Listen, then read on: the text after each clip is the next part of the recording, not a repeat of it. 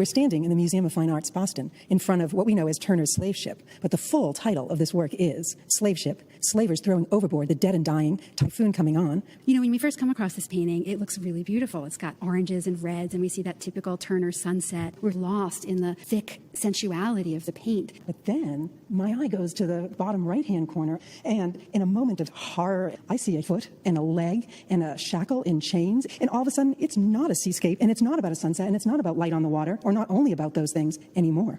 There's real carnage right in front of us, in fact, in the closest part of the painting towards us. So we're looking at an image of a slave ship that we can see in the distance. This is a ship carrying slaves, and a typhoon has come on. This is based on a poem, but we know that this is something that happened in reality, and not just once, but many times. With a storm coming, the captain of the ship decided to throw the slaves overboard. Apparently, that was the only way you could collect the insurance. If the slaves died of illness or other things while on board, the captain of the ship couldn't claim insurance. So what he's done is he's thrown the slaves overboard, and that's what we see happening. It is really horrifying. We only see parts of their bodies, and there's a swirl of waves and colors. And again, there's this mixture of the beauty of nature, the power of nature, and this horrific human act that is within the context of a much wider horrific human act of slavery. We do have this sense of divine retribution, the storm coming for that slave ship that's been dealing in human lives, and the punishment wreaked by nature is justified on that ship. But there's also a sense of the total indifference of nature, because the same storm that's going to overcome that slave ship is also going to drown the slaves themselves. Nature is completely indifferent